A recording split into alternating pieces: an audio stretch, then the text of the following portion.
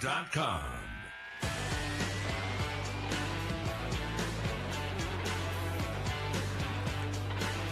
And here we go. Man. Now we're really back. Yesterday was sort of back, right after a week gone and traveling all over the place and all that kind of stuff. And yesterday was a travel day too, but we're back. Just kind of on the side of the road there with you somewhere. That was fun.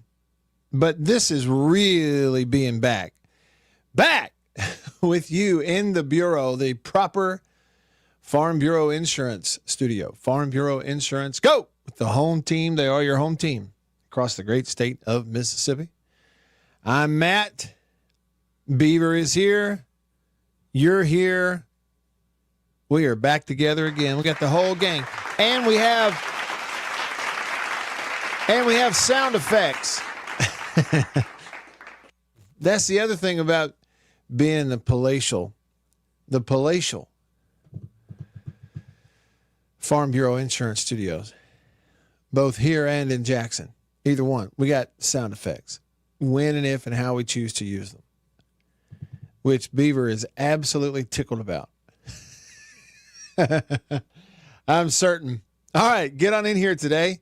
Whatever you want to get into is cool with me on this Tuesday. We got some ground to cover, some news out there today. You got press conferences that happen. A bunch of them happened yesterday, and then you'll have some more that are happening today.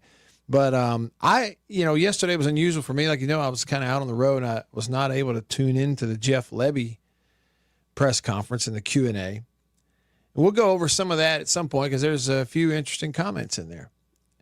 Now, some of the state media crew took a few strays because they didn't ask much about the end of the ball game. But the context of the whole game, I thought there was some neat stuff in there that Jeff Lebby pointed out. It's very true. And some things that I think Jason and Flagstaff will definitely agree with Jeff Lebby on. At any rate, man, it sure is good to be back in here with you. So you can be a part of the show lots of different ways. You can text, you can call, you can also comment on the live stream. Hey to you out there in YouTube and Facebook and X, formerly Twitter land. Feel free to comment that way if you're out there on YouTube, Facebook. Just type in a comment, post it. I see it all in one place right here. We can pop it up on the screen. So stream is back up and going today. And tomorrow, cameras will be fired back up. We got one more project this afternoon. We'll get them all put back up.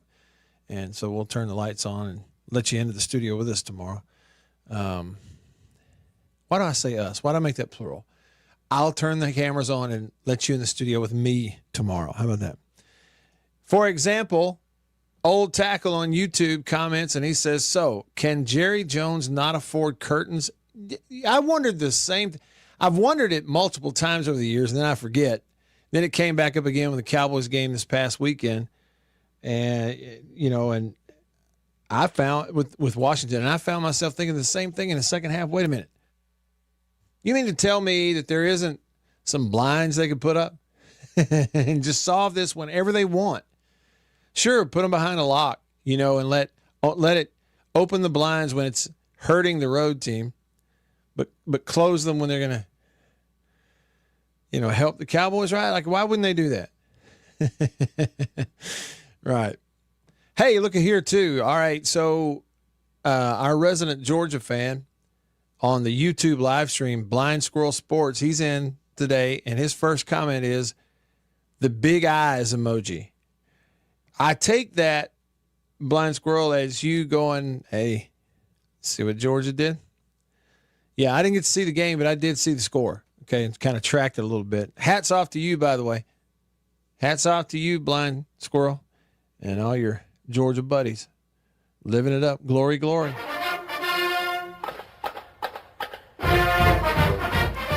Listen.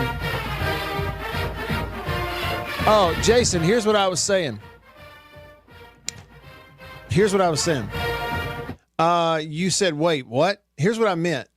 Regarding the ball game against Florida, yesterday in his press conference, Jeff Lebby sort of threw some context all over it and basically said, kind of what you and I were talking about yesterday. You were texting about it, where he said, the end of the game, you're disappointed. I mean, that one play, it sticks with you. Sure. He said, but I was more disappointed with a lot of the other stuff in the game. And, I don't think it's coach speak. I do think that, those guys, they're looking at every possible thing. And, he talked about the opportunities they missed early in the game. They hit the big throw early, take the lead. They come back, miss 2 big throws. And then, and another one where they get a turnover, right, and they're on the plus side of the field and they go 4 and out. So some of those things is what he's pointing at, going, look, it's all big. All those things contributed to not winning the game. That's why I thought of you, because I thought that was the argument that you were making some on the text line. Speaking of that, you can text me like Jason did on the Country Pleasing text line. That's Country Pleasing sausage on grocery store shelves all around the Southeast. It's the best. Hands down, in my opinion, it's the best. Check them out, countrypleasing.com. You can order it and they'll deliver it. Why not? I mean, it's worth it. Anywho, the number to text is 885-3776. 601 number, 885-3776. And, of course, we like to hear your voice. I like to hear your voice. Okay, so give me a call on the all-new Junction phone line. There you go, Prince. That's for you. He wanted me to hit the horn yesterday, and I couldn't do it. Okay. It's merely a sound effect. All right, everybody out there listening in your cars, which I know is the big rub. I'm not trying to fool anybody, though. The Junction phone line, fueled by Prince Oil Company. They've been fueling Central Mississippi since 1960. You can call me at this number, 897-1059. Got it? That's a 601 number, 897-1059. Denzel, I'm coming to your texts. Squirrel, Blind Squirrel, Rick, all y'all over there on the live stream, coming to your comments in just a bit as well. But speaking of the phone line, Wayne is starting us off today on the Junction phone line. Wayne, welcome to the show. What's up? Oh, man, nothing much. Just the light was finna get us some rain down here around Jackson. Yeah. Wait, today you're supposed to get some? It was raining. It was raining kind of south of Raymond. A friend of mine just said. Yeah, but you're not getting anywhere you are? Not yet. Yeah, I got you. I mean, this is kind of old news. I was looking on the internet, and I see where last December, Gerald Davis, that played at Southern, passed away. Oh, really? Last year? Oh. Mm-hmm. I don't guess I realized that. I missed it somehow last year. I hate to hear that. Now, I didn't know nothing about it. That man was one heck of a college football player. Yes, he was. And he played at Southern in an era where they had a bunch of great football players, and there were a lot of teams that did not want to play them. Yeah, I wonder if at one time they played state, Southern beat them 6-3. A good old, those big offensive linemen couldn't block. Yeah, I got you. Yeah, all defense. Yep. Well, man, y'all have a great week, buddy. You too, Wayne. Good to hear your voice. Call me anytime.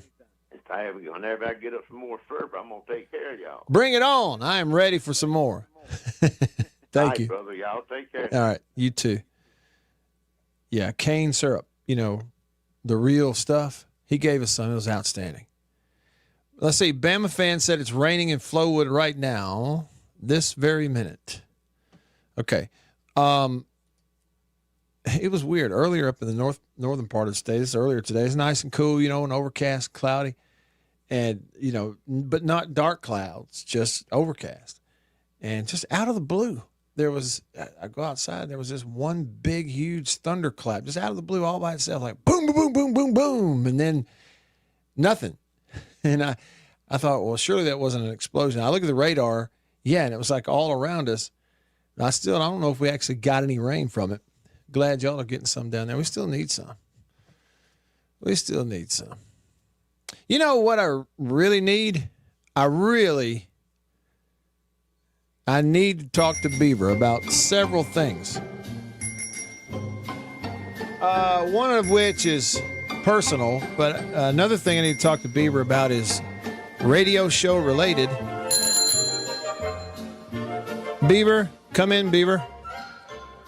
I tell you what, Matt Wyatt, you make me feel good because you may be the first person in history who has ever felt that they needed to talk to me. No, that's not true. It's not true. There are many people that have needed and still need to talk to you, Beaver. They just don't have, I don't know, maybe they got security issues or something. They don't want to say it out loud. Maybe. No, listen, the first thing I want to talk to you about is show related. Are we still under the ban? Matt Wyatt, I need you to get out of my head. I'm not exaggerating one bit.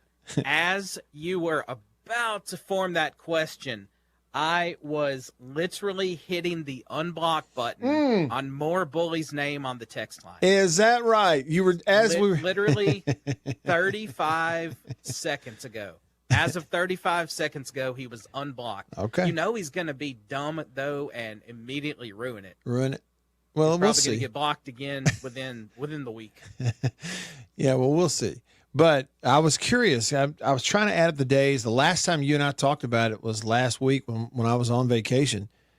And, on the phone, I was on the phone driving through the mountains, Beaver, on some of those roads that are so curvy where everybody else in the car is, taking Dramamine, trying to not get sick, that kind of stuff. And I was on the phone with you talking about this, among other things.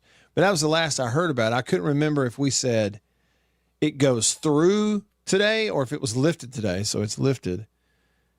Yeah, because the way the shows worked out were you could only do one show the week before, so that meant it was extended the rest of the week since there were technically no shows, and then there was something else popped up, so it was extended one extra day, which was yesterday. So it's officially ended. All right, here's the next thing.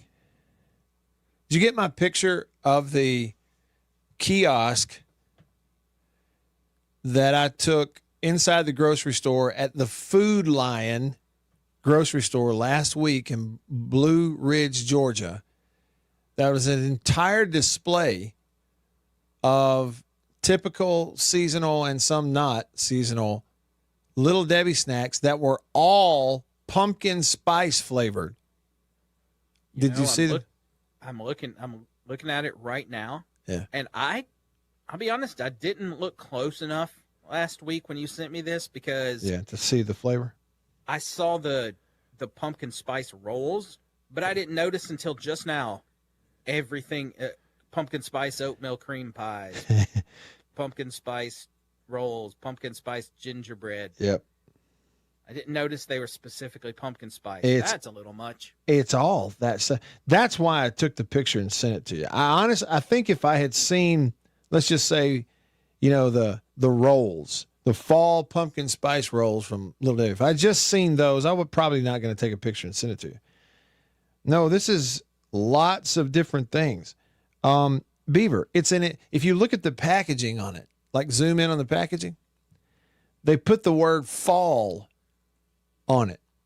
There are, okay, for example, they've taken the Cosmic Brownie, okay, they've removed the regular sprinkles off of it. They have now sprinkled it with orange, yellow, and red leafy-looking sprinkles and packaged it as fall party cakes. Looking right at it. Come on, LD.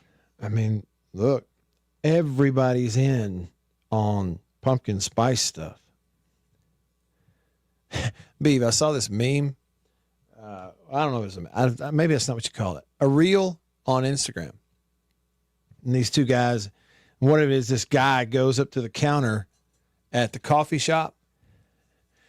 And because the guy, the barista goes, is a guy barista, and he goes, hey, okay, Bob, Hey, Bob, I got your black coffee here, Bob. And they make eye contact, and he kind of nods and winks. And when he hands him the cup, you could see that the guy has scratched out on the label thing, the pumpkin spice latte, and has written in ink, black coffee. Because the guy's getting a pumpkin spice latte, and he don't want anybody to know about it. Mike, hey, Beef, so last question on this real quick. Are you the kind, and we can be honest here, are you the kind that you'll order the pumpkin spice stuff like at the coffee shop, you just don't want anybody to know? Or are you loud and proud about it, don't care? Oh, I've told you before how I feel about this pumpkin spice stuff during the fall. Yeah. It's been ridiculous for a while now. No, I will not partake in this. And as far as, well, I'm not a coffee man to begin with. Mm. And, the pumpkin spice latte, it makes me think of Starbucks. Yeah. I've actually only been to a Starbucks literally one time in my life. How about that? Atta boy. Okay. So not the type. And certainly not the type to cover it up. No. This man had a deal with the barista. Don't say it out loud, okay? Don't say it out loud. I will admit, when I took that picture, I was in line at the grocery store. By the way, that's the store they had up there at the place we stay. It was a Food Lion, was the name of the grocery store, Beef. Have you ever been to one of those? I haven't. Okay, cheaper than Kroger. Everything in there is cheaper than Kroger. I got like what would have been about $60, $65 worth of stuff at Kroger, no question. It cost me $41 at Food Lion. So I was tickled with that. But yeah, I took that picture. I was in line with Annabeth, and she said, "What are you doing?" I said, "I'm going to send this to Beaver." She goes, "Oh, you got to get a box of those." And so she grabbed a box of the, and no, I'm not passing the blame on. She really did. It wasn't me that decided to buy them. She did. The oatmeal cream pies that have the orange filling in their pumpkin spice deal. They're pretty good. I would say they're pretty good. I still don't think they're as good as the original ones, though. So that was my take on that. So is the pumpkin spice flavor in the cookies or in the cream? I think they are marketing it as it's in the cream, because if you look, Beef, it's a different color. The cookie to me in the oatmeal cream pie, the oatmeal deal is the same. Exactly the same, no change. They've just taken this cream and it's orange colored. Little different flavor. Yeah. Hey, Beef, you know what I'm noticing? What's that? I think folks listening to the show are slow today to join us in the Little Debbie discussion. It usually takes off a little quicker than that. So, I don't know. What should I do? So just continue nonstop talking about it. Just continue nonstop. Because they've probably reached a point where they've had enough of it. So in that instance, you know what you do? You dig in deeper. Yeah. Yeah, that's it. Yeah. You don't relent. You become relentless in your Little Debbie talk on the radio. Okay. Got it. That said, I'm back over now to the country pleasing text line. Jonathan texted the show, and he said, listening to old Matt leaving Flowood for Starkville. 3:00 baseball scrimmage. And then said, and Marcus King at Rick's Cafe tonight. Oh, yeah, I saw that. Okay. B, you know who Marcus King is? You ever see him on Instagram? I have not. Okay, you might look him up. Very bluesy. Kind of a weird-looking cat. But, man, you talk about play and sing. And, yeah, it's pretty neat. He's going to be at Rick's tonight. I saw he was coming to Starkville. And so Jonathan said, brother, I haven't been to Rick's Cafe since 2004. He said, I'm about to feel really old. Yeah, maybe. I would enjoy seeing that, though. He can absolutely play and sing. He's very blues, right? Wouldn't you describe it that way?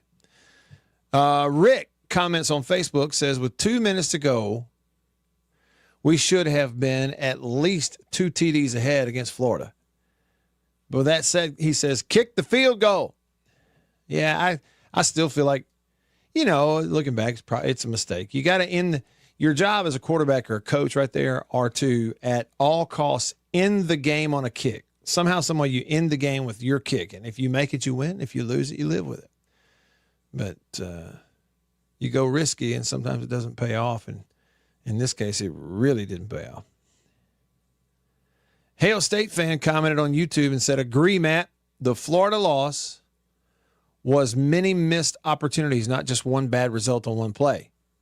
Said, I would have tried to get 5 to 10 more yards on that play as well because the field goal was not automatic. And that's Hail State fan. Prince! My man, Prince Hoops.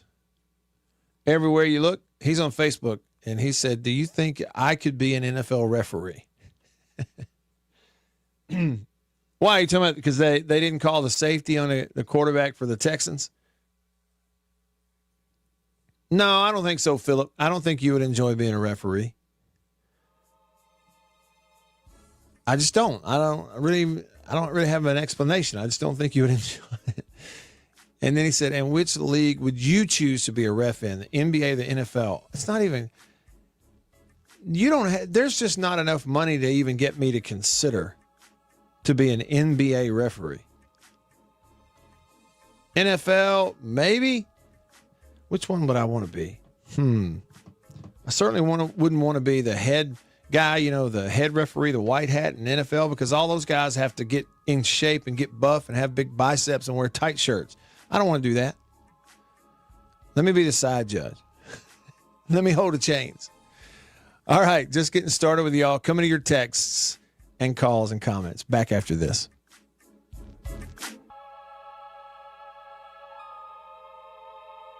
After these messages, we'll be right back. Farm Bureau Insurance in Mississippi. Local agents in all 82 counties. So here's what that means. You have that fender bender, hopefully you don't, but let's say you do at an odd time. Something goes on. It's Saturday night at 11 p.m. You don't have to wait until Monday morning to call some 800 number and talk to someone 3 states away. You've got your agent's phone number right there on your phone because you go to church with him. Your kids go to school together. He lives right down the road. You see each other at the ball games on Friday nights. So it's personal with your local Farm Bureau insurance agent in all 82 counties in this entire state. And if anything does arise and you need to, run it up the chain or up the flagpole, the home offices for Farm Bureau Insurance are in Jackson, Mississippi. It's right here in the state of Mississippi. It doesn't get more local than and personal, the service that you get with Farm Bureau Insurance in Mississippi. I can't recommend them highly enough. And if you haven't, recently, let them give you a quote. Home, life, auto. It's Farm Bureau Insurance. Go with the home team. After these messages, we'll be right back. Well, look at what we have here. Christmas come early. Boom. Little green onion country pleasing. That's not all. Little original smoked sausage flavor. That's not all. Jalapeno and cheddar. It has to be one of my favorite, just judging by how much of that stuff I eat.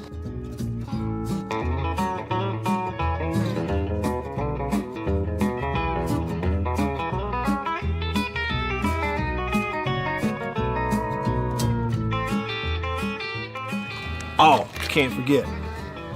Andouille. Don't be saying andouille, it's andouille. And last, but not least, pork and pineapple, bun size, 3 links, bun size. Look at that right there. Be careful. Come on with it. It's mine. Come here, jalapeno. Oh, that's all mine. Country pleasing sausage.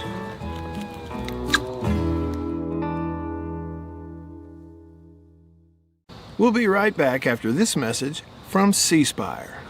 My name is Matt Wyatt. I host the Matt Wyatt radio show out of my home using C Spire fiber. And when we hit the road as a family, Matt's show goes with us, thanks to C Spire Wireless.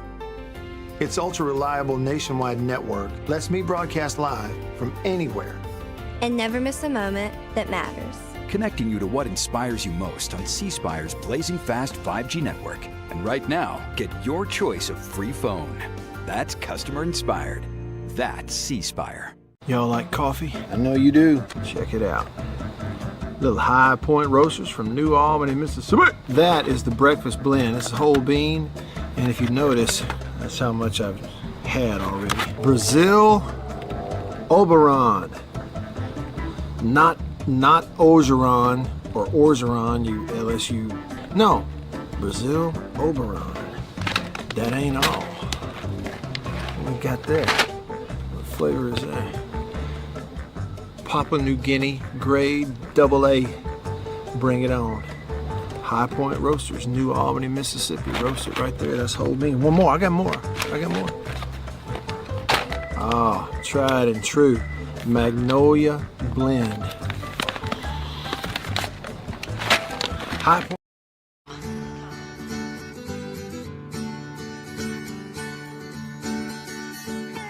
All right. Back with you. I'm Matt in the Bureau, the Mississippi Farm Bureau Insurance Studio. Farm Bureau, go! With the home team. Big hello to Sven. Back with us today because the stream's back up for the first time in a week. And so good to be back and see one of our regulars over in Berlin, Germany. Sven said, Hail State, everyone. He said, Levy makes this mistake once and it will not matter for us for making the playoffs. Gotcha. See, and I think there's a lot of truth in that. It's the kind of mistake right there, that situation that, like a lot of people have said, I mean, you can see he wants more yardage. Okay. I mean, you can justify wanting a closer field goal attempt. It's just, it's too much of a risk to be trying it right there when you're already, like I've said, the ball was on the 28.5, 29, not the 39 or the 49. So, live with a long attempt. At least you get a kickoff with a chance for it to go through to win. You throw it and get it picked, you got no chance, you see. So, yeah, I do think it's a mistake. And what Sven's saying is he's not going to make that mistake again. And I kind of alluded to that yesterday, Sven. He's a young head coach, his second year. I know they pay him lots of money and that kind of thing, but I just get the feeling that from a game management standpoint, sometimes young coaches, I mean, they're people too. You watch every football game, there's some calls that, they mess it up. They probably shouldn't do. It's one that you wish you had back. I couldn't quite believe I was seeing them try it, but I bet it doesn't happen again. And you're right. It's not the kind of thing that this is a year where it's going to make or break your chances at the playoff. Then he went on to say, but we should give Camario way more playing time. And when we get into hour two, Sven, I'm going to pull up some of the audio from Jeff Lebby's press conference yesterday, because that's one of the things he talked about was Camario getting a few more snaps. And it sounded to me, y'all correct me if I'm wrong, if you did go watch it or tune in, but it sounded to me like what Jeff Lebby was saying was that they intended to give him the option to throw the ball a couple of times on some of those plays he ran. He just chose not to throw it and was a little hesitant on reading the RPO out to the pass part of it and letting it go. And so you see what I mean? We'll pull some of that up and get into that. J-Rock had texted, and he said, Coach Levy is missing the point. Most people are not upset that Shapen threw the interception. They are upset that he didn't kick the field goal. He said the fact that we missed other opportunities is not an excuse for making the wrong decision to win the game. Own it, and let's move on. Yeah, and, J-Rock, what do you think about this? I mean, everybody. This would be a question for anybody that wants to weigh in on this. I feel like there is a difference in the way we feel about that decision and Jeff Lebby coming out of that game versus other coaches who make a bad call for their team and their program at that particular time. Here's what I mean by that. I feel, me personally, I feel like it was a mistake not to put it on the ground on second down, spike it, third down, and just kick the field, even if you lose a yard. So what? It's still under 50-yard attempt. And you get a kickoff, and there's a chance it goes through, and if it does, you win. I felt like it was a mistake not to do that. But it doesn't really make any difference in my feeling about Jeff Lebby as a football coach. Man, my gut tells me that he is a really good football coach. They have done a good job from year one to year two. There has been significant improvement, in some much needed areas, and they still need a lot of improvement in other areas. Okay. What else is new? But the fact that happened, the fact that I feel like that was a mistake in managing the game at the end of that Florida game, it doesn't have any effect on how I feel long-term really about Lebby and what kind of coach he is and what he's capable of and what he's going to do. Listen, I don't know. Just everything passes the smell test to me with him, and he's learning. And for Pete's sake, I guess if you're going to make mistakes, make aggressive ones, right? I mean, here's the difference, J-Rock.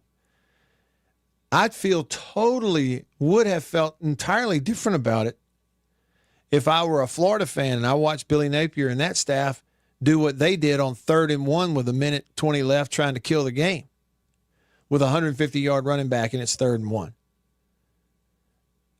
That's the kind of mistake, game management, decision-making deal that if I were a Florida fan, I would have come out of that one going, this just,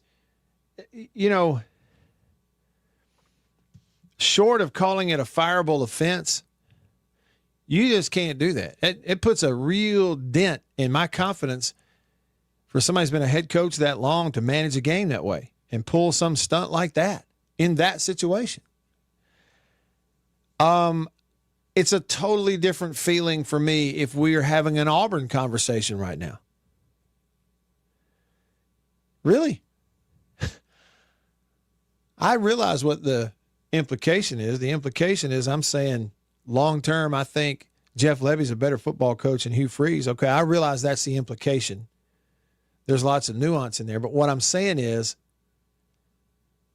you watch that Auburn offense play, you watch that Auburn team play, some of the things he will then say about his players and his team. He did it a year ago. I come away from that going, that thing's dead in the water, J-Rock. That Auburn thing with Coach Freeze is dead in the water. They just might as well cut the rope and float off in their own directions because that thing is, there's no gas. The prop came off. They're a sitting duck. That's what Auburn is with Freeze. I don't feel that way at all. Even in the slightest way about that way about State and Lebby. Really. Levy's just getting started. He's a good football coach. Sharp. And he's just got the little, well, what would you say? I'm not going to go with the ubiquitous it. He's got it, but I'm going to say he just has the right demeanor, mentality, and ability to communicate that to a team that I think good coaches have. He's unselfish. He's not out here worried about his image like some of these other people we've even just recently talked about. I just think, I think it was a mistake to do what they did at the end of that game. But I was in shock. I couldn't believe it. But I didn't come away from it having lost any confidence in him overall as a coach to keep getting your team. I mean, you make another, whatever the percentage jump that program made from last year to this year, you make that percentage again to next year, and you're having some fun. I just think he knows what he's doing. That's my take on it. And I think this was not a stupidity thing. I think this was a mistake. I guess there's a difference. Anyway, that's how I feel about it. How did I miss this earlier? All right, let me catch up. Denzel texted the show, and he said, well, welcome back to the head coaching ranks. Fred McNair named the interim coach at Southern University. Well, how about that? That is cool. Jason texted and said, okay, yeah. He said, I get the last play was ugly, bad situational play call, but if I had to pick one play that cost us, I'd pick the fumble going in. He said that's at least a chip shot field goal. If we have a chance, you don't lose the ball there. And that is a good point. And really a momentum thing because you're on the road. And in the stadium, Jason, you could really feel it give Florida and all their fans a real boost. Unnamed texter said, is it Beaver or Bieber, first name or last name? Well, neither of them. Beaver really isn't his name. It's a nickname. So there you go. And it's Beaver as in the little, like the little furry animal with the paddle tail. Not Bieber, the kid singing sensation.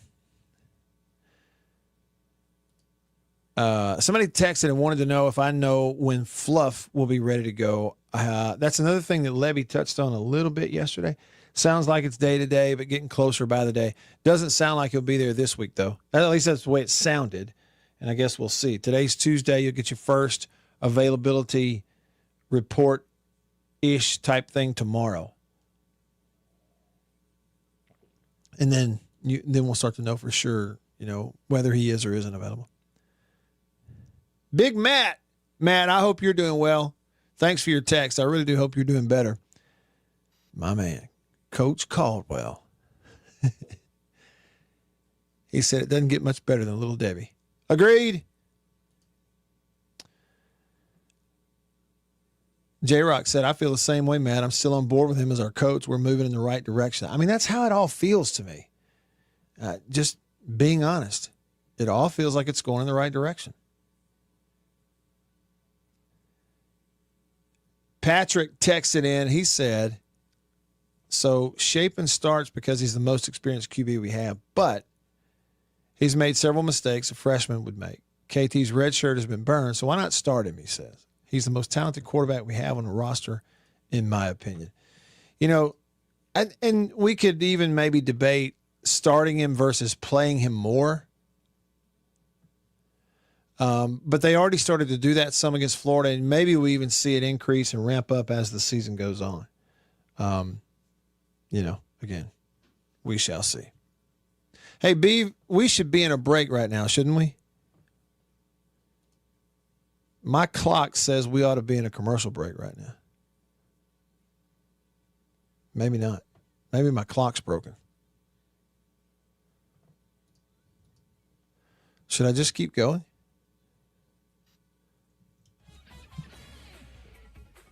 No, I think I was standing on the cord of the computer, and now we're back on track.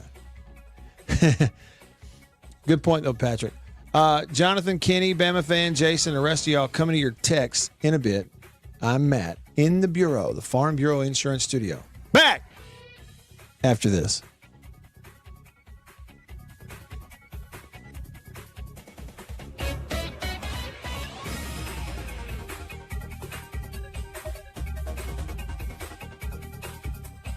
Designed to be the most powerful. After these messages, we'll be right back.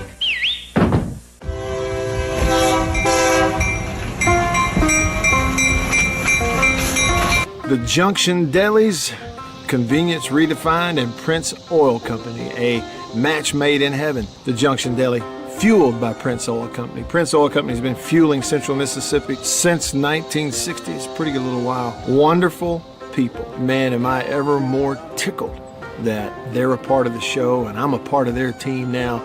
As you know, if you listen to the radio show, I've been to the Junction in several different places around the state. I've bought gas just like you at a lot of places that are fueled by Prince Oil Company, and they are really wonderful people.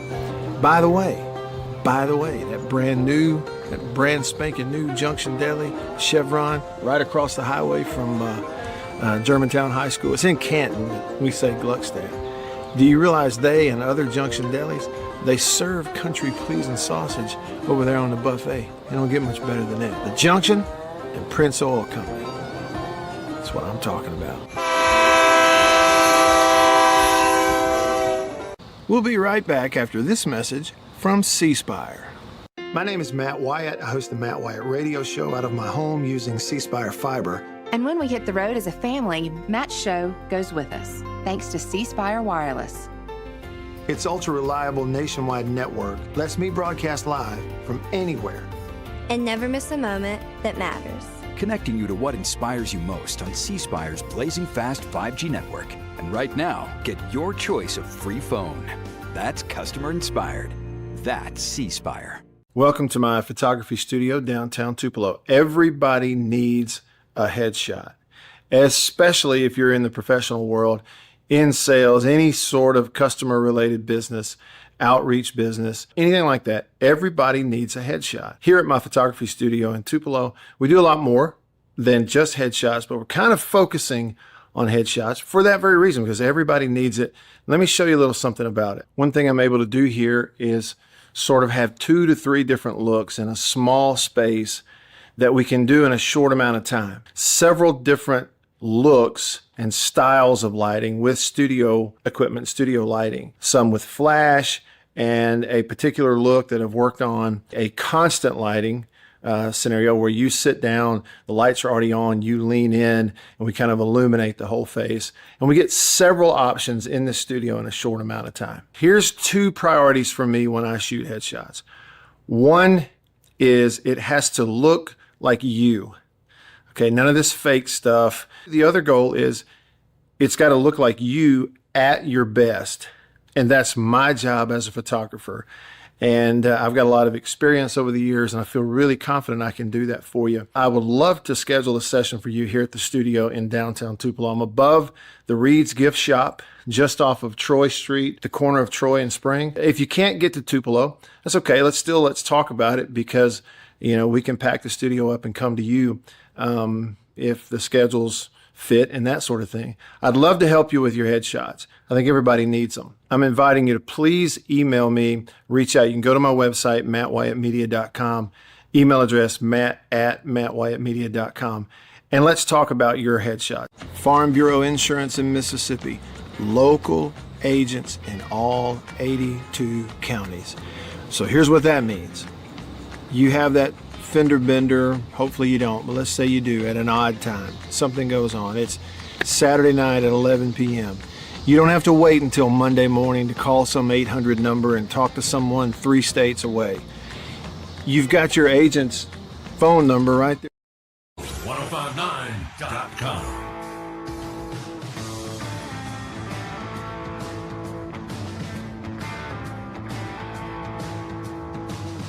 Back with you. I'm Matt in the Bureau, the Farm Bureau Insurance Studio. Farm Bureau, go with the home team. They are your home team.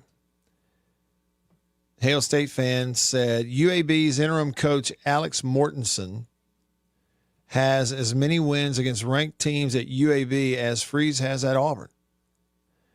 And he's been the interim coach for 1 game. It makes me smile. Who'd they beat? I missed it. Hang on. They upset. And, it's weird how that's happened, sort of that dynamic. What I mean is, UCLA fires a coach, immediately start pulling off upsets, and immediately look like an entirely different team. Oh, they beat Memphis, huh? Thanks, Bama fan. He texted me to let me know they beat Memphis. Did they really? Never would have seen that coming. You kidding me?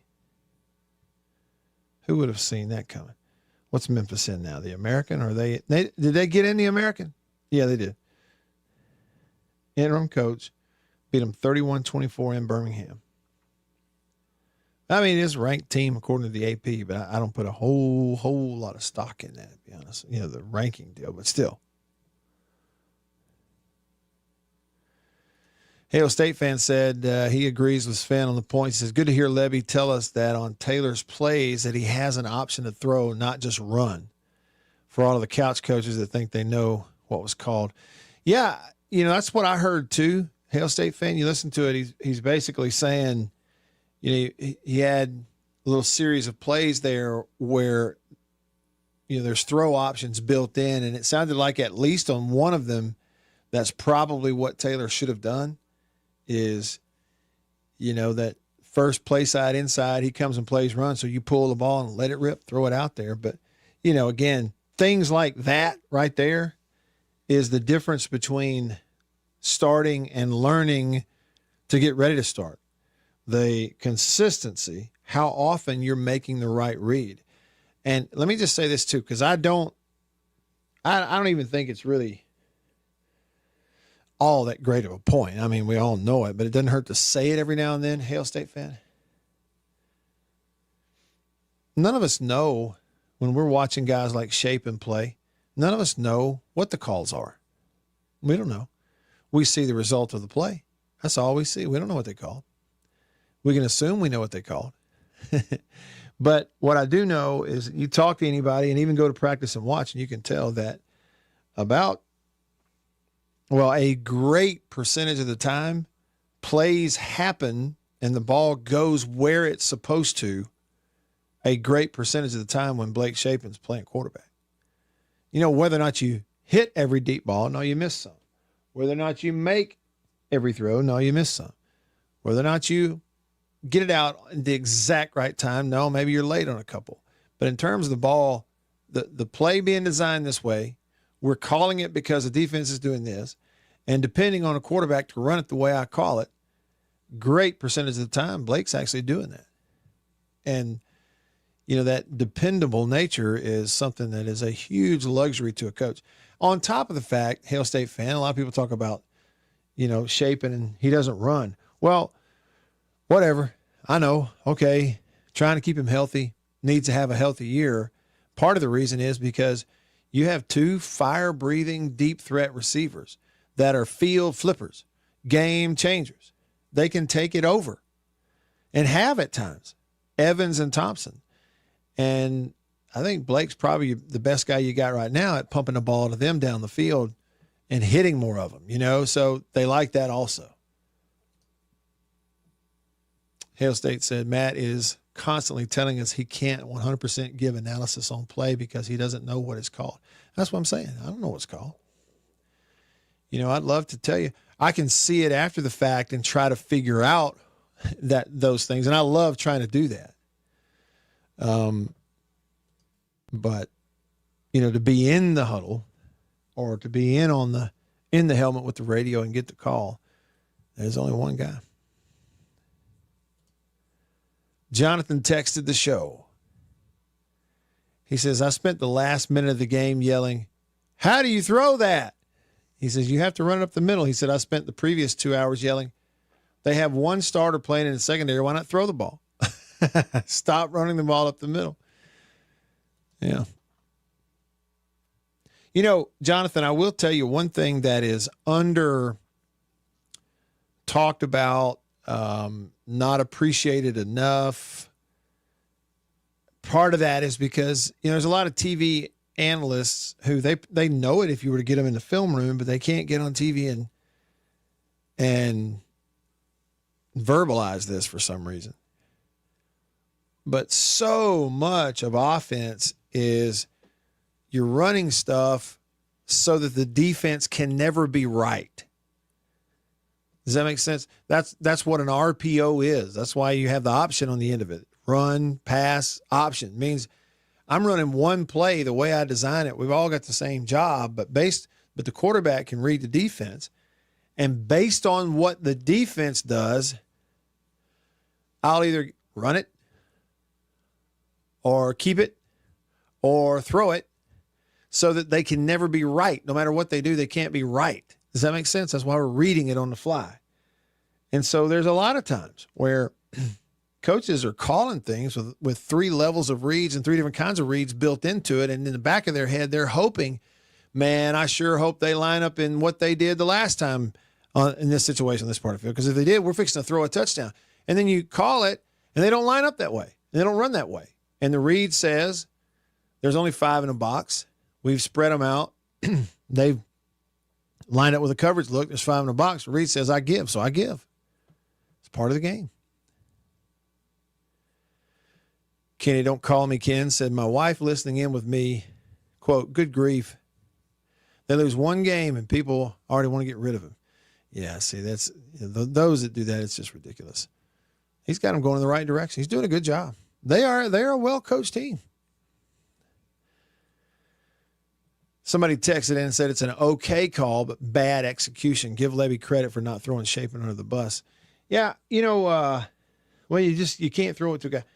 It was a heck of a defensive call, too. And I know I talked about it some yesterday, and maybe this bores people to tears. It doesn't me. I just haven't had time to sit down and draw it up and send it out. But, State was going 4 wides, motioning to 4 wides. And there's Florida on second whatever, less than 30 seconds in the game, and State has no timeouts. There's Florida with 6 players lined up on the line of scrimmage all across there, showing you like a pressure type look in your front, bringing 6. Keep in mind you have 5 offensive linemen, right? And even if the running back on a pass play stays in for protection, that's still only 6 men protecting.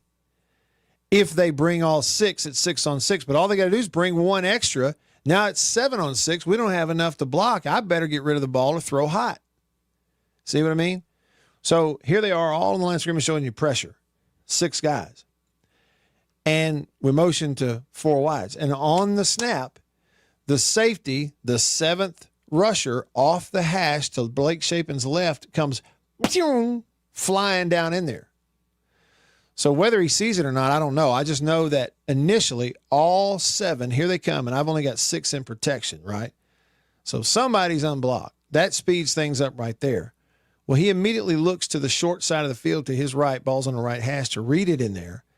And he never saw those 2 dropping defensive tackles who were replacing linebackers in coverage. So it's basically what it's weird to go this far back, but I remember watching this. Y'all can find it on YouTube. Go back and watch the Big Ten Network's piece that Urban Meyer did, drawing up and showing how Ohio State confused Arch Manning in that first game. You can find it on YouTube, how Ohio State confused Arch Manning, and it's Urban Meyer. And what it is, perceived pressure. Not really pressure, not really blitz, just giving him the perception that it was blitz. That's what that was. It looks like 7. Even number 6 and number 7, those 2 defensive tackles, they took 2 hard steps like they're rushing and then bailed out of there. So 1, it fouled up State's protection. It left the defensive end unblocked in Blake's face. 2, he's already turned his head looking, doesn't realize these 2 guys have dropped, and including a fat guy has dropped right into his throwing lane. He never saw him. He was just getting rid of the football. It was a great defensive call at the right time, and it absolutely confused a protection and a quarterback. It worked. It's one of the risks when you put it in the air. Sometimes they win. All right, hour 2 coming up. Back after this.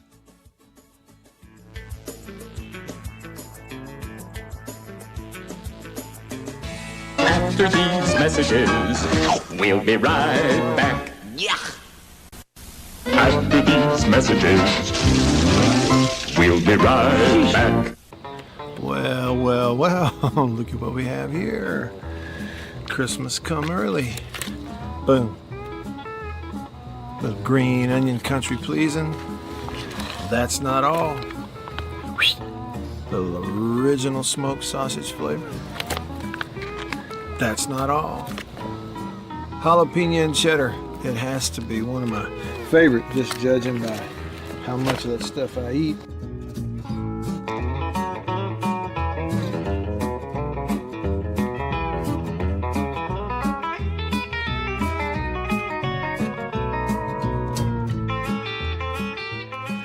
Oh, can't forget.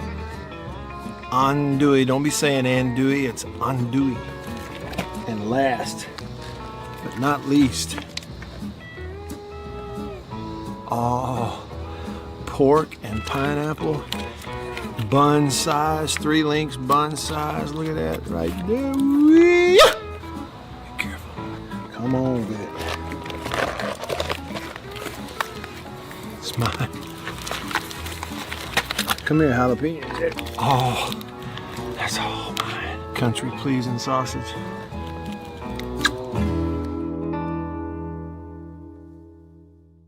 After these messages, we'll be right back.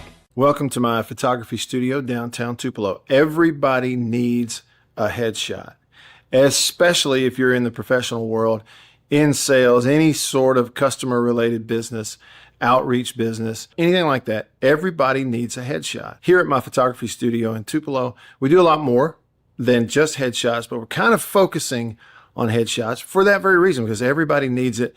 Let me show you a little something about it. One thing I'm able to do here is sort of have 2 to 3 different looks in a small space that we can do in a short amount of time. Several different looks and styles of lighting with studio equipment, studio lighting. Some with flash and a particular look that I've worked on a constant lighting scenario where you sit down, the lights are already on, you lean in, and we kind of illuminate the whole face. And we get several options in the studio in a short amount of time. Here's 2 priorities for me when I shoot headshots.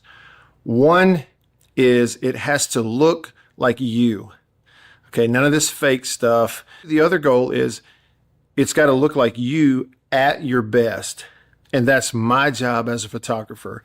And I've got a lot of experience over the years, and I feel really confident I can do that for you. I would love to schedule a session for you here at the studio in downtown Tupelo. I'm above the Reed's Gift Shop, just off of Troy Street, the corner of Troy and Spring. If you can't get to Tupelo, that's okay. Let's talk about it, because we can pack the studio up and come to you if the schedules fit and that sort of thing. I'd love to help you with your headshots. I think everybody needs them. I'm inviting you to please email me, reach out. You can go to my website, mattwhyattmedia.com, email address matt@mattwhyattmedia.com, and let's talk about your headshot. After these messages, we'll be right back. Farm Bureau Insurance in Mississippi, local agents in all 82 counties. So here's what that means. You have that fender bender, hopefully you don't, but let's say you do at an odd time. Something goes on. It's Saturday night at 11 p.m. You don't have to wait until Monday morning to call some 800 number and talk to someone 3 states away. You've got your agent's phone number right there on your phone because you go to church with him. Your kids go to school together. He lives right down the road. You see each other at the ball games on Friday nights. So it's personal with your local Farm Bureau insurance agent in all 82 counties in this entire state. And if anything does arise and you need to, run it up the chain or up the flagpole, the home offices for Farm Bureau Insurance are in Jackson, Mississippi. It's right here in the state of Mississippi. It doesn't get more local than and personal, the service that you get with Farm Bureau Insurance in Mississippi. I can't recommend them highly enough. And if you haven't, recently, let them give you a quote. Home, life, auto. It's Farm Bureau Insurance. Go with the home team. 800-343-6460. I'm Eddie Holcomb with Washington County Farm Bureau Insurance. I'm Scott Rainwater with Farm Bureau Insurance here in Washington County. I'm Blake Policini with Washington County Farm Bureau. I'm Brian Street with Farm Bureau Insurance in Washington County, and we are your home team. I think you know what time it is. It's time to eat. Country pleasing, jalapeno and cheddar, green onion. And no, it's not a grill, see that? But the fire is just about burnt down enough where it's time to put some of this on there. And the only decision when it comes to country pleasing sausage is which flavor, jalapeno and cheddar or maybe green onion. Both. Break me off a piece of that. Look at that. What that is. That's real green onion, like that monkey who set his tail on a railroad track. It won't be long now.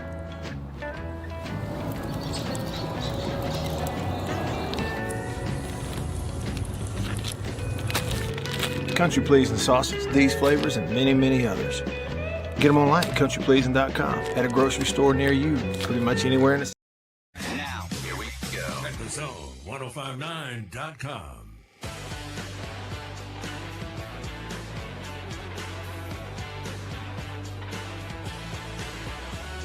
Back with you. Hour number 2 of the show, off and running in the Bureau, the Farm Bureau Insurance Studio. I'm here. Beaver's here. You are here, and you can be a part of it. Hope you will be. Comment on the live stream. Shoot me a text. Give me a call. I'll give you those numbers coming up. Speaking of the live stream, on days like this, we're streaming it on YouTube and Facebook and X, formerly Twitter. If you need those numbers, like the text number or the phone number, it scrolls on the bottom of the screen over there so you can see it. The number to call, the Junction phone line. Junction phone, fueled by Prince Oil Company. They've been fueling Central Mississippi since 1960. Pull up to the pump, fuel in your tank, go inside, little fuel in your belly at the Junction Deli. Number to call is 897-1059. 1059, it's like the radio station. 897-1059.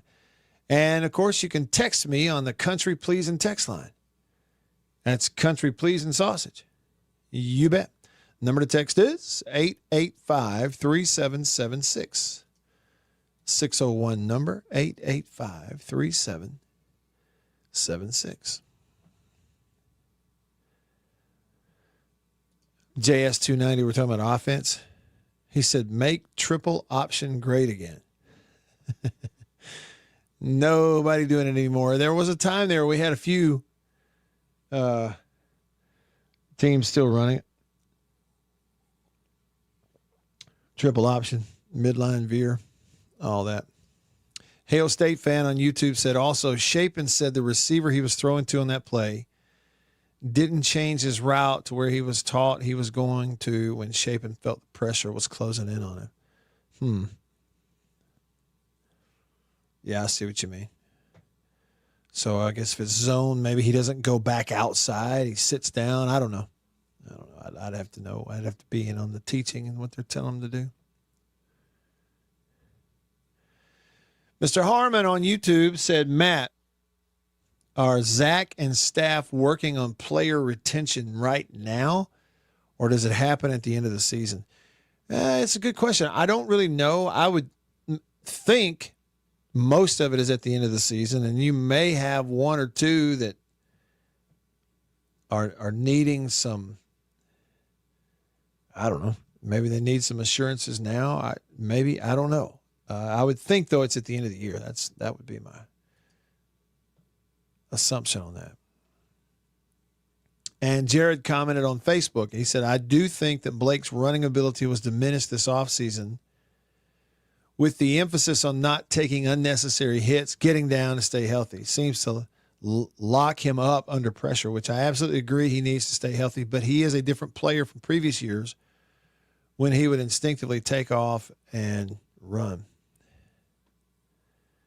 But Jared, here's my thing. Like, I would need to see more examples. I know that he does or has stayed in the pocket more up to the point of some sacks, where maybe in years past he bailed out of there earlier. I get it, but where's the idea coming from that Blake is somebody who locks up under pressure? I mean, that couldn't be farther from the truth on that particular kid. I mean, we can do a whole 10-minute highlight tape of standing in there throwing deep balls as he's getting hit and completing them. That's not the deal. It's almost just, to me, I would think we might find that it's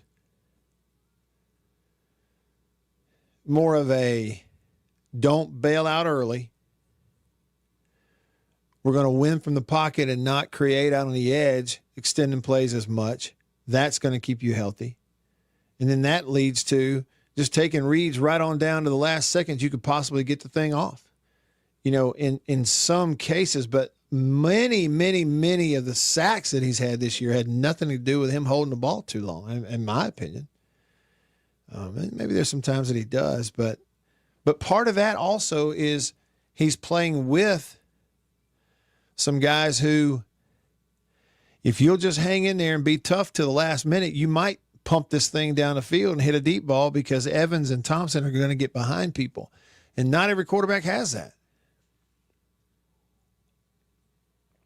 So everybody deserves some criticism from time to time, and I think Blake does too from time to time. But he gets some criticism and people throwing things at him that just aren't really a part of what he's doing. Not in my eyes, anyway. All right, let's go over to the text line, the country pleasing text line. MSU 1980 says, Matt, I saw the picture of the church that you took and posted on Facebook. I thought that the picture was great, and I couldn't believe you took it with a 100-year-old camera. Where did you get film for that camera? Well, a little, inside baseball here at MSU 1980. First of all, it's not a wooden camera. It's actually like a metal body, and they put 100 years ago in 1924 when they first sold it, they put like a leather cover, sort of outer skin around that thing. So that's actually like a leather. It's like what do they call it? A leatherette around the outside of the camera. So it's brown looking. It's not wooden though. And it does have it's metal on the inside. Prior to that, the earliest models of that, the early 1900s of that particular, it's called a Kodak Brownie. Before they made a metal body for it, thin, light, it was cardboard. The first Kodak Brownie cameras that went out were actually cardboard. And it shoots, the format film is not 35 millimeter, it's called 120 millimeter or 120 film, which is called medium format. And you can still buy it everywhere. I say everywhere, like lots of places. Kodak still makes it in Ilford from over in Great Britain makes it, and you can still get rolls of 120. Bama fan said, oh, okay, so the interim coach at UAB is a Saban disciple. I didn't know that.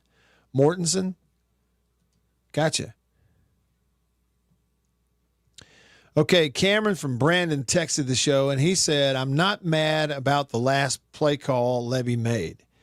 People throw and run situations every Saturday and Sunday. He said, I'm mad about the execution. If Shapen hits it, we all celebrate. But Shapen has to know, as a fifth-year guy, to airmail it if it's not 1,000% open in that situation.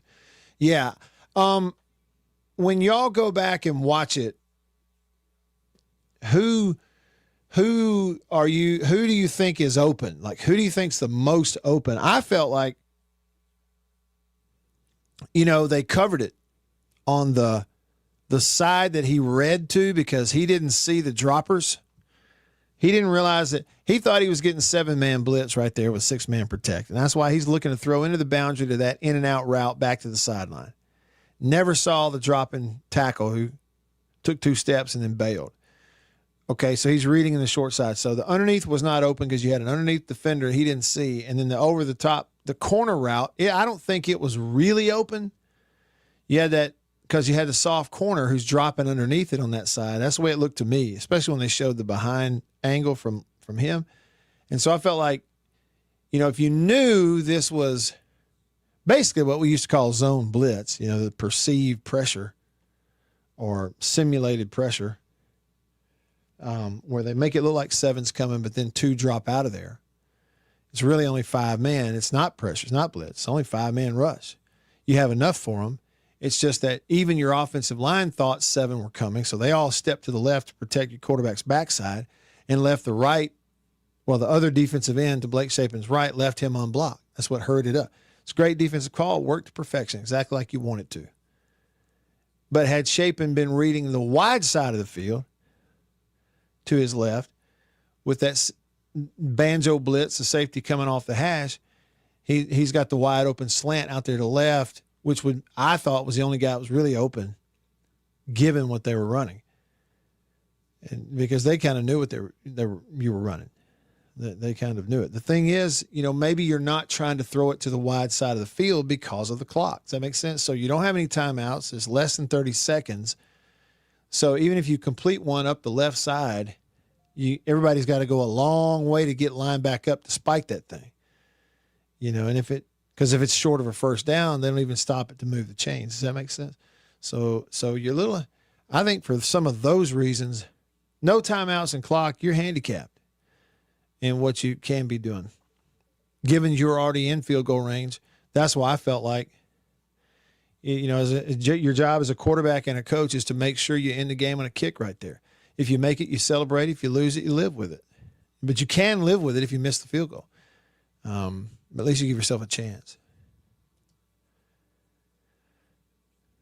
Jason in Flagstaff says, stats say, well, I got to back up. I think I missed this one from earlier. He said, Levy's doing a job, meaning really good.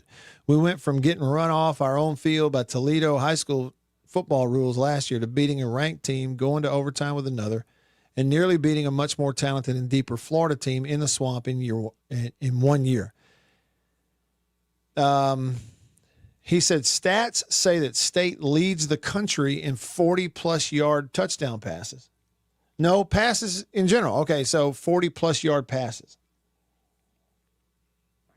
He said, I'd be curious to know what percentage of State scoring drives are directly linked to Shapen's arm, and he's been getting beat to death while doing it. He said, if I weren't bald, I'd pull my hair out at the perpetual blame the QB people.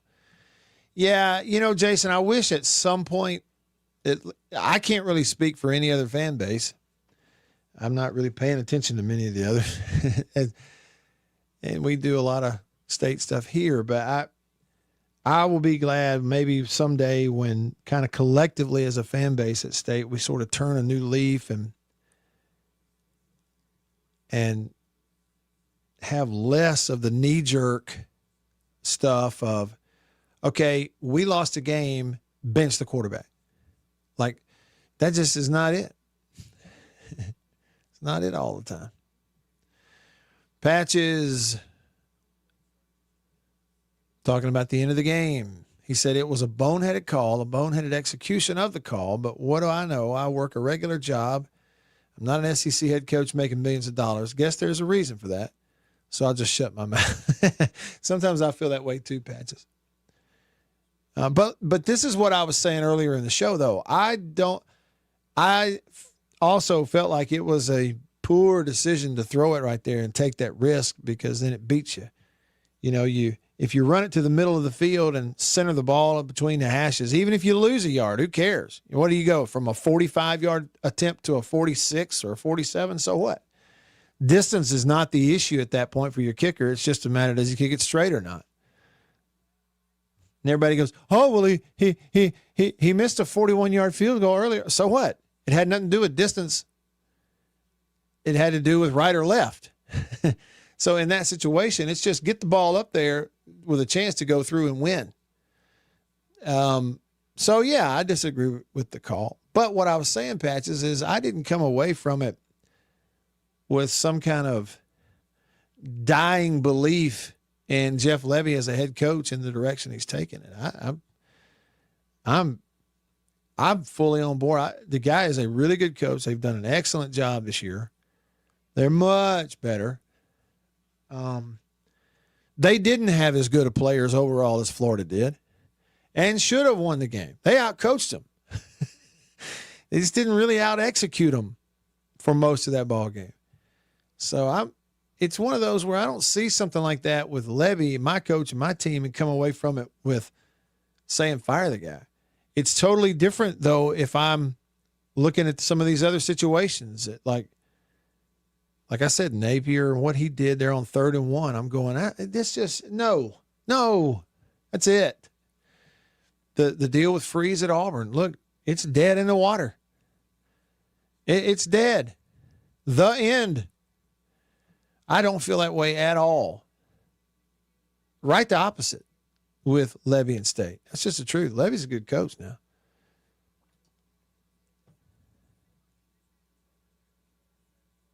Look at there. J-Rocks said, stop in convenience store for a snack. All they had was a double-decker oatmeal cream pie.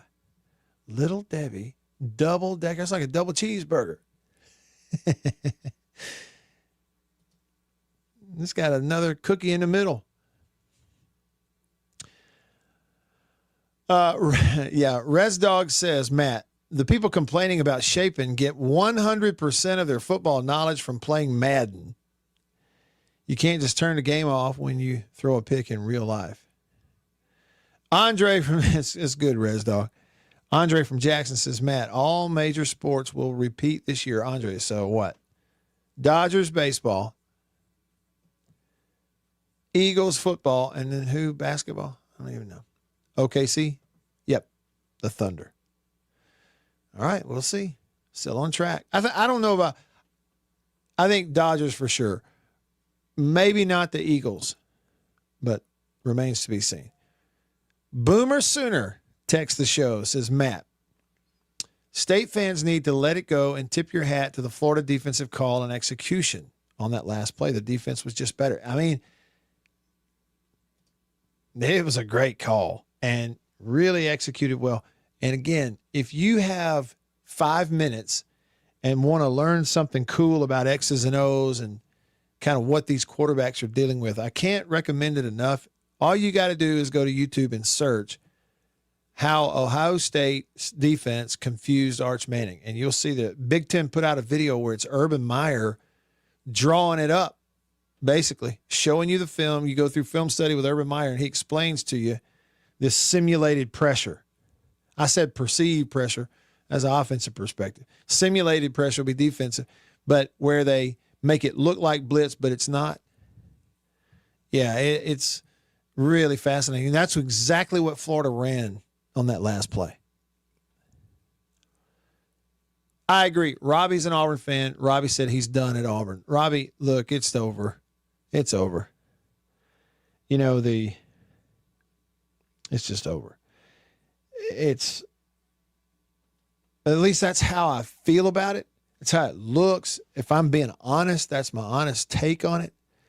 And that's my point is when I look at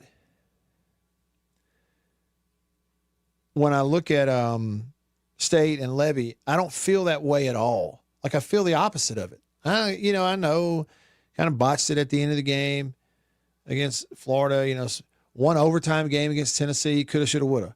2-point game at Florida, coulda, shoulda, woulda. Year two, I'd feel right the opposite, man. Hang on to him. He's doing something. He's going to get you there.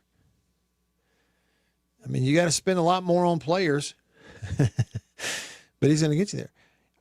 You don't have that feeling at all about the Auburn thing and Hugh Freeze. It's just stagnant. It's dead in the water.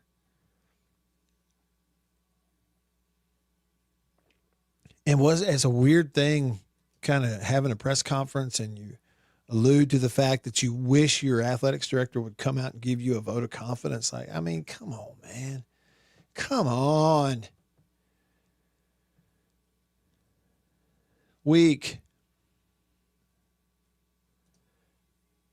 Jason in Flagstaff, Arizona says,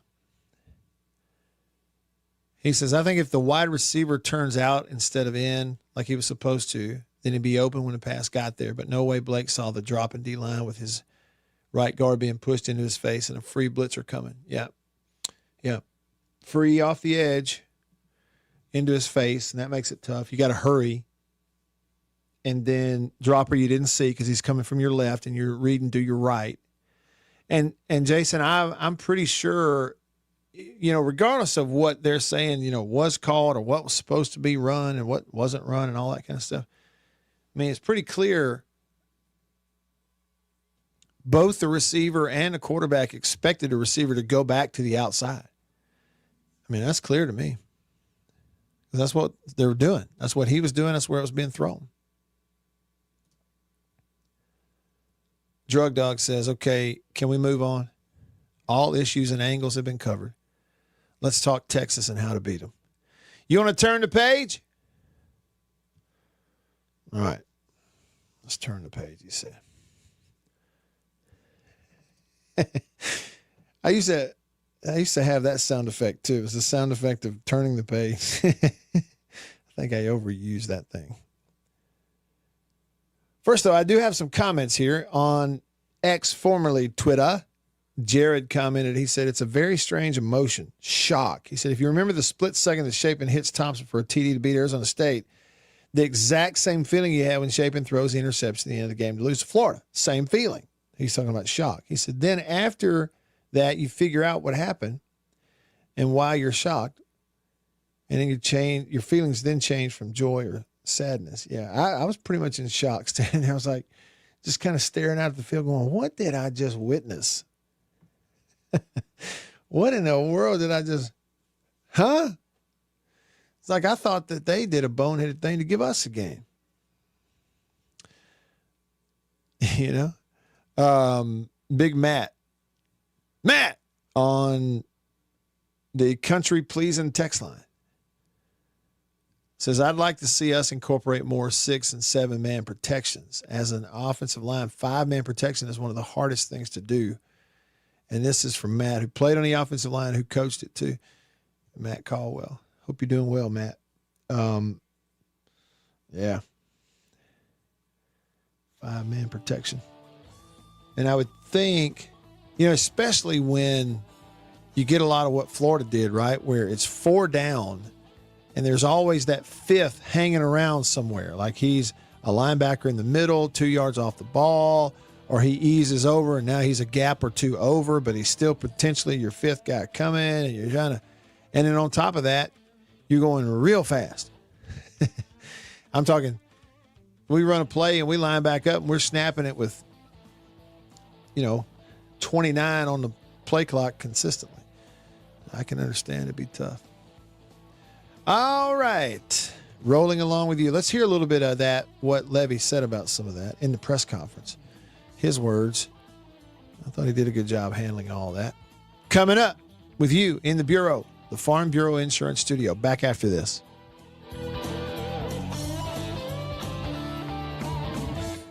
Designed to be the most powerful iPhone.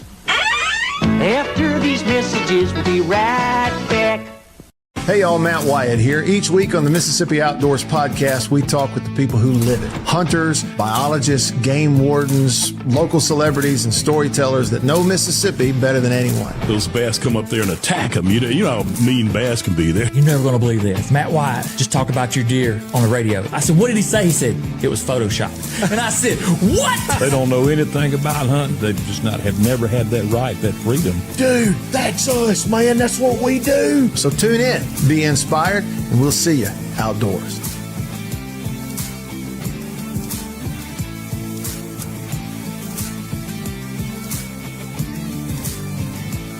After these messages, we'll be right back. Yeah.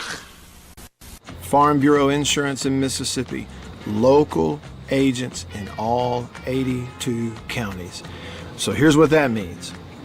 You have that fender bender, hopefully you don't, but let's say you do at an odd time. Something goes on. It's Saturday night at 11 p.m. You don't have to wait until Monday morning to call some 800 number and talk to someone 3 states away. You've got your agent's phone number right there on your phone because you go to church with him. Your kids go to school together. He lives right down the road. You see each other at the ball games on Friday nights. So it's personal with your local Farm Bureau insurance agent in all 82 counties in this entire state. And if anything does arise and you need to, run it up the chain or up the flagpole, the home offices for Farm Bureau Insurance are in Jackson, Mississippi. It's right here in the state of Mississippi. It doesn't get more local than and personal, the service that you get with Farm Bureau Insurance in Mississippi. I can't recommend them highly enough. And if you haven't, recently, let them give you a quote. Home, life, auto. It's Farm Bureau Insurance. Go with the home team. After these messages, we'll be right back. Well, look at what we have here. Christmas come early. Boom. Little green onion country pleasing. That's not all. Little original smoked sausage flavor. That's not all. jalapeno and cheddar. It has to be one of my favorite, just judging by how much of that stuff I eat.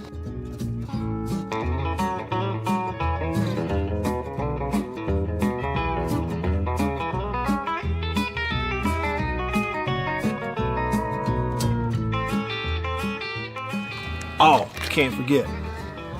Andouille. Don't be saying andouille, it's andouille. And last, but not least, pork and pineapple. Bun size, 3 links bun size. Look at that right there. Be careful. Come on with it. It's mine. Come here, jalapeno. Oh, that's all mine. Country pleasing sausage.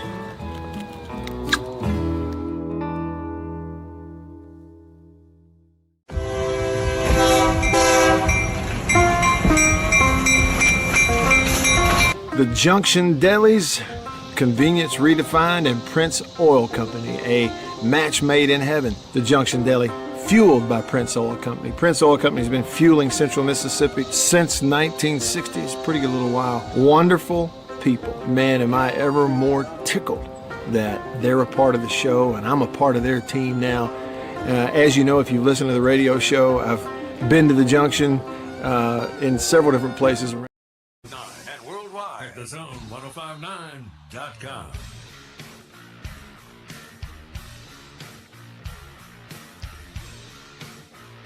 Back with you. Rolling along here on this Tuesday in the Bureau, the Farm Bureau Insurance Studio. Farm Bureau Insurance, go with the home team. They are your home team. Levy's press conference, taking some questions early on, talked a little bit about the whole, the contextual stuff as comparing one play to the whole game. I thought it was pretty good. Let's listen to a little bit of it now. Coach, another game that shows you guys are so close, just haven't quite gotten over that hump and into that losing streak. When you're looking back at the film and you're talking to your players and your coaches, what do you think this team and this program has to do to get over that hump and win those games? Yeah, there's so many plays inside the game that create a different outcome. You know, I talked about it a little bit post-game, but one of the biggest frustrations that I had after the game was that we didn't take control of the game in the first 3 drives of the game. Like the 0 to negative plays when we have the opportunity to score on 1st and 10 in plus territory, or hand the ball off and gain 2 yards when it's blocked to score a touchdown, and then end up 3rd and 8 sack punt. Like that's the 2nd drive of the game. The 3rd drive of the game, you have the ability to go pick up 2 first downs. We're 1st and 10 at the plus 39-yard line, and we have some real issues that we've got to take out of our game, and we end up not converting on a 4th down. And we should have had a 1st down on 1st down, and should have dang sure had a 1st down on 2nd down. And again, we don't execute. That's the first 3 drives of the game, to where right now, man, on the 3rd drive of the game, you're 1st and 10 at the 18-yard line, worst case scenario. You have to be able to advantage of those moments to take control of the football game. 4th drive, we end up going out. We're in a really good situation, positive plays, 1st and 2nd down, we go out on the 4th drive. 5th drive, we get a turnover, we go right down the field, and we're 2nd and 6, and we fumble the football. And then the next drive, we go right down the field, we're 1st and 10 to the 17, we end up 3rd and 16. And we miss a 41-yard field goal. That's the first half. All the opportunity control of the first half of the game because of how we played defensively, and we don't do it. You know, there's the way the game ended is frustrating, to say the least. But there's so many moments to where, man, you take control and you never put yourself in that situation. You know, let me jump in right there. I thought that was a great answer. Well, but maybe great answer. It's an accurate answer. It really is the truth. You know, I think it speaks to not just football, but really anything. And this is the kind of thing, like, I didn't want to hear it as a young person. I didn't always like hearing it as a football player. that it's not the big spectacular plays that you make once or twice a game that you're dreaming about when you lay your head on a pillow at night. It's all the mundane 15, 20, 25 plays in a row that seem like little things, and it's how consistently you do all that stuff without screwing it up, that don't even go on the stat sheet. That's really what determines whether you're any good and whether you win. You don't really hear that because you dream about throwing that big touchdown at the end of the game, right? And in life, what if you were to correlate that with life? I mean, the ups and downs, big emotional swings with these big high moments and sometimes low moments, but really what tells the whole story and spells out kind of where things are after 15, 20, 25, 30 years is just how consistently you had, you got the job done day after day after day, stayed ahead of the chains there a little bit, and had good habits, right? Just the mundane, how consistently you are performing all that stuff day after day after day after day after day that nobody ever sees. That's really what spells the story. And I think that's kind of what, it's a truthful answer. It's the same for any team in any game. And it's, like you say, 2nd and 16 down there in scoring territory, fumble the ball away. Later on, you're 1st and 10 at the opponent's 17-yard line. You go backwards. You wind up in 3rd and 16. It's like it's all this consistent. How consistently can you just continue to stay ahead and do it? When you watch a guy like Pavia play at Vandy, that's what he does. Yeah, there's a spectacular play here or there, but it's not a game full of them. It's just that play after play after play after play, he does the right thing, give it, keep it, read it, throw it, get it in the right place, on time, over, and he just beats you with consistency. Back to Levy. Kind of in that same vein, externally, a lot of blame is placed on Blake for that last play, but if you look at his game, he's had one of his more prolific performances this season. He was really efficient again. How have you guys kind of gone about evaluating that performance and reigniting the passing offense? Yeah, he's frustrated. He's down because of the fact of the outcome wasn't what we wanted. There's a bunch of plays inside the game where he understands that if we do exactly what we need to go do, we take full control of the game. And so the ending of it is, again, it's got all the attention because of the outcome of the game. And he understands that. That's part of playing the position. It's part of being the head football coach. That comes with it. And there's great frustration. Man, we're trying to build on all the positives and how tough this guy's playing and how we were able to create explosives and pitch and catch and play in rhythm. But we got to finish drives. And we've got to score now. I've talked about that a ton. I talked to the defense about making the offense snap it again. We've got to score when we have the ability so we don't have to snap it again. And that's huge for us moving forward. Coach, obviously this program had struggles last year and then this year and being a lot more competitive, but struggling, like Robbie said, to get over that hump. I've heard a lot of coaches say before that players have to learn how to win, and whether that's coaches making the right call or players stepping up at the right time to make the right play to change the game. How true do you think that is as far as players having to learn how to win? Yeah, there's without a doubt something to that. I know for me and for us in this building, there's been zero talk of last year. That's not this year's football team. And then, you think about improvement, how much better, the way we're playing the game right now, it's not even the same spectrum. So that's the stress for our guys is there's a lot of noise from what I've been told and through text messages that I receive. They're incredibly supportive. I'm like, guys, we're 4-3. We're two plays away from being 6-1. We're not. We've lost those games. We've been on the wrong side of them. I'm focused on this team. What's happened has happened. All right, but the guys sitting in this meeting room every single day, it's night and day.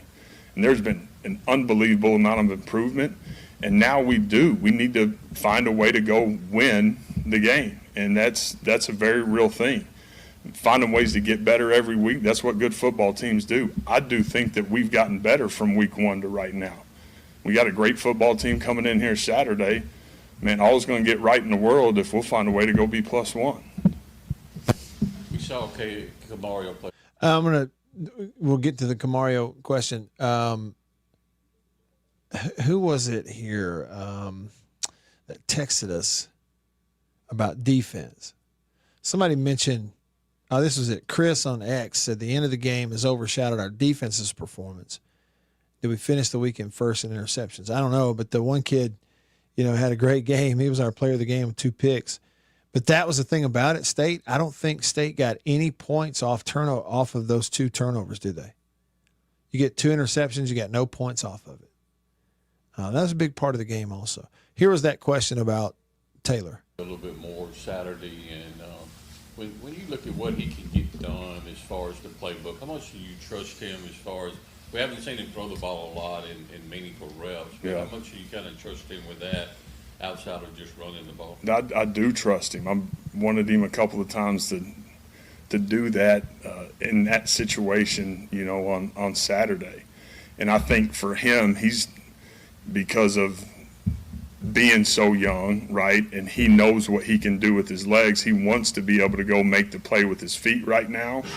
My effort is, man, you have the ability to have the right picture on the perimeter. Trust yourself right now, all right? And that's going to help him and help us. And he knows that. He wants a couple of them back inside that series. That's a series I'm talking about. We're 1st and 10 at the plus 39-yard line. We go 4 downs, and it should never happen when you sit down and you watch the tape, but it did.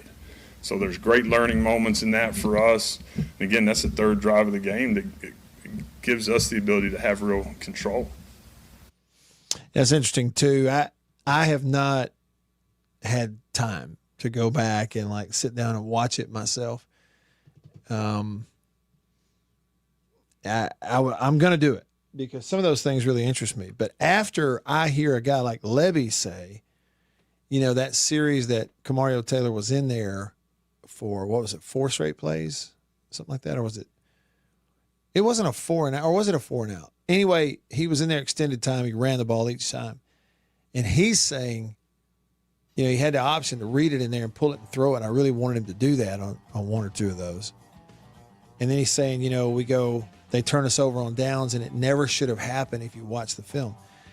It just makes me that much more eager to get a chance to go back and watch it again to see if I can maybe see what he's talking about, what he's seeing there. Coaches really understand that stuff, which leads to a lot of what you think sometimes is coach speak, but they're really telling the truth. A little of this here and a little of that there in the 2nd and 3rd quarter, and it's a whole different story. Ifs and buts, man, ifs and buts. We'll start it off on the phone when we come back. A little bit of time left with you here on this Tuesday. Back after this.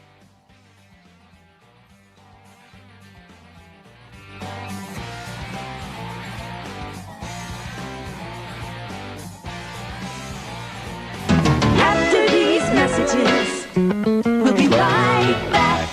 Farm Bureau Insurance in Mississippi. Local agents in all 82 counties.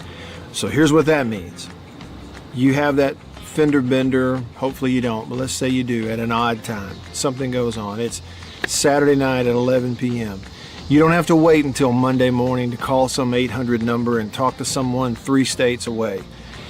You've got your agent's phone number right there on your phone because you go to church with him. Your kids go to school together. He lives right down the road.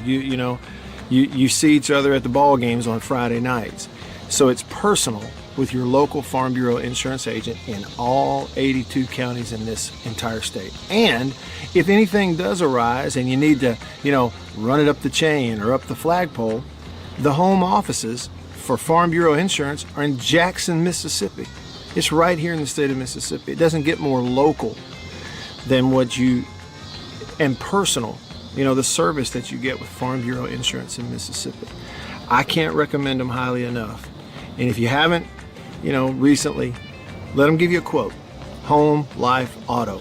That's Farm Bureau Insurance. Go with the home team. After these messages, we'll be right back. Well, look at what we have here. Christmas come early. Boom. Little green onion country pleasing. That's not all. Little original smoked sausage flavor. That's not all. Jalapeno and cheddar. It has to be one of my favorite, just judging by how much of that stuff I eat.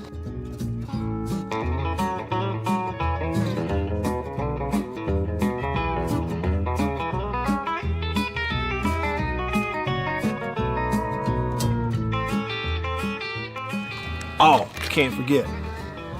Andouille. Don't be saying andouille, it's andouille. And last, but not least, oh, pork and pineapple. Bun size, 3 links bun size. Look at that right there. Be careful. Come on with it. It's mine. Come here, jalapeno. Oh, that's all mine. Country pleasing sausage.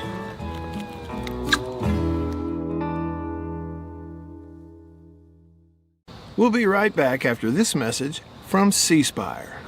My name is Matt Wyatt. I host the Matt Wyatt radio show out of my home using C Spire fiber. And when we hit the road as a family, Matt's show goes with us, thanks to C Spire Wireless.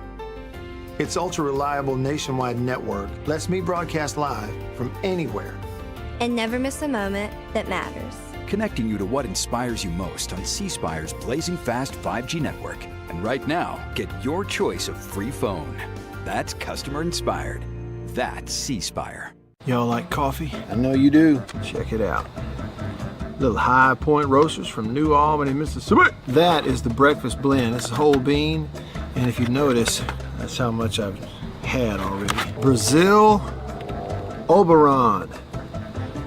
Not Orgeron or Orgeron, you LSU. No, Brazil Oberon. That ain't all. What we got there? What flavor is that? Papua New Guinea grade AA. Bring it on. High Point Roasters, New Albany, Mississippi. Roasted right there. That's whole bean. One more. I got more.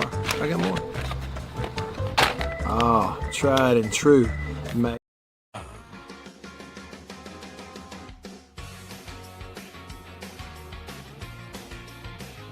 Back with you over to the Junction phone line. Junction Delis, fueled by Prince Oil Company. They've been fueling Central Mississippi since 1960. You see their signs.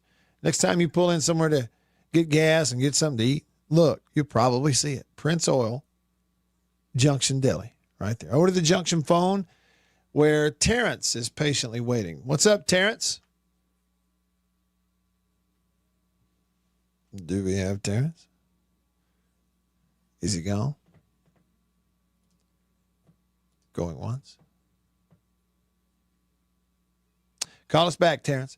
Number to call is 897-1059. 601 number, 897-1059. Robbie was listening to Jeff Levy in the press conference. He's an Auburn fan, and Robbie said, man, I wish we had a coach who talked like that. Coach Sark said this past week that their team identity has been defense and special teams, and a lot of people don't talk about special teams. So what have you seen from them? I know they have a really good punt return game, but in all facets, what makes them so difficult on special teams? They're really aggressive, and they've got great personnel. Like when you have great personnel, you got a real chance to be great on teams. And they've recruited in an incredible way. They've got great depth on their roster, and so they, have posed some problems that way. And right now they're a team that's really played to their identity, and they have played great defense. I think they're top 3 in the country in scoring, top 5 in total defense. They've been great situationally. They've created turnovers, but then they've been really, really good on teams. We've played winning football on special teams. The 2 penalties from Saturday, you take that out, we're plus 55 in hidden yardage. But again, the 2 penalties happen.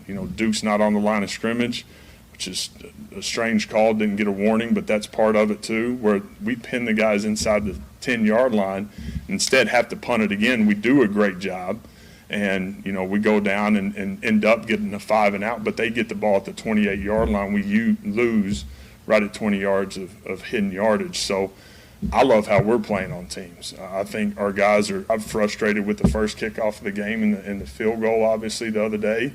But outside of those two things, man, we've played really well. So it'll be a great matchup from that standpoint. A little bit more from Jeff Levy there. Kick it in the end zone and hang time. There it is.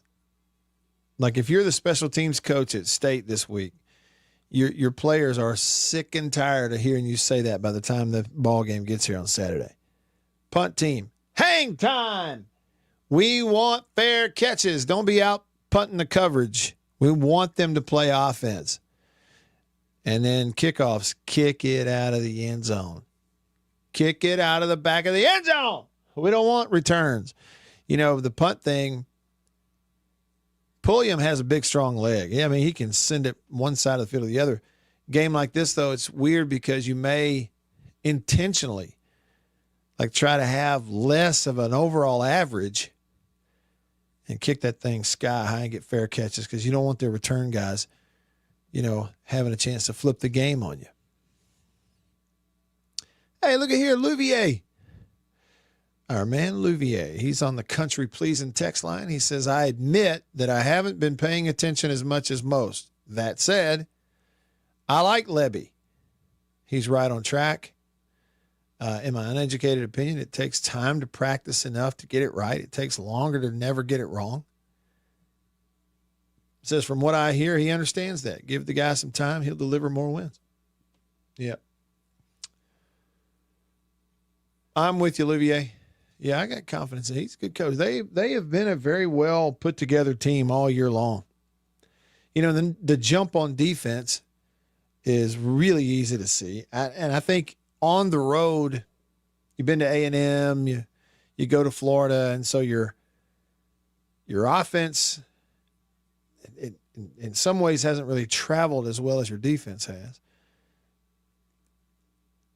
But they have been explosive. So there's part of it too, like your defense playing well, you never really feel like you're out of it because you can hit a bomb at any moment. Jason up in Flagstaff said. He said, that's exactly right. The fumble, the missed field goal, the 45 yards of defensive penalties that handed Florida a field goal drive. That game easily could have been won earlier.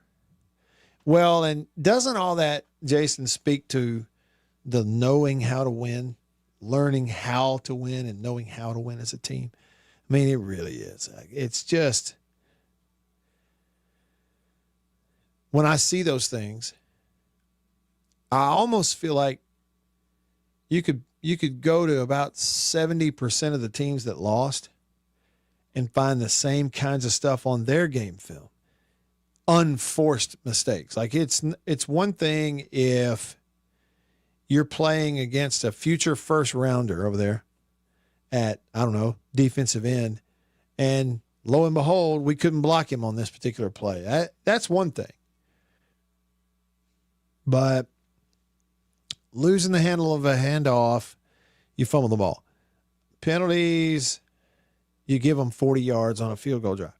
I mean, you basically hand them the field goal. Penalties, negative play, it's 3rd and 19 after it was 1st and 10 at their 17. Those kinds of things, those like these unforced errors. This is not picking on them at all. It's just the truth. Jason, you probably would agree. Teams that lose do that stuff. Teams that win don't. Right? There it is. Teams that lose a bunch of games, they do that stuff. And it's kind of like Olivier said, it takes a long time to practice to the point you don't do it anymore. That you get it right. It takes even longer to practice to the point where you just can't get it wrong.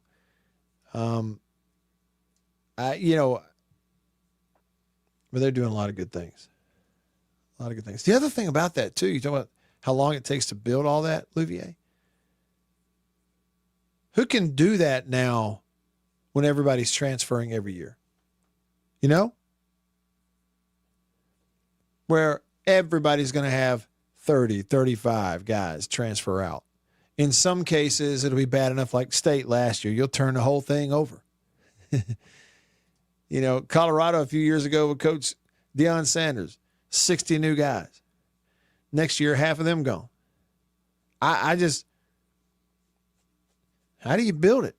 You just got to be really sharp. You have to have, I think that to me makes it really impressive what guys like, you know, Kiffin, what he's done at Ole Miss. They kind of have been a revolving door. But, man, they can learn his system, and he can flat get them going up and down the field. New faces, ones that weren't here last year, he can figure it out. It's almost like you're maybe you can still do it. Maybe you can still build all that. It's just, you know, the coaches that figure out how to do it faster are the ones who have the success now. I mean, does anybody have 4th and 5th year seniors that started their career there anymore? That might be an interesting study. Somebody who's a stats person who can go back and look, maybe, I don't know, look through old Phil Steele magazines going into years and, you know, go back 10 years ago. So 2015, 14, 15, and look at maybe in the SEC, average number of 4th and 5th year seniors, either one. Let's put seniors in the whole group, 4th and 5th year seniors, who began their careers at the school that they were seniors at. The average number of those then, 10 years ago, versus now, the average number of 4th and 5th year seniors on a roster who began their career there. How big of a difference do you think it would actually be? See, I think it would be drastic. I mean, drastic.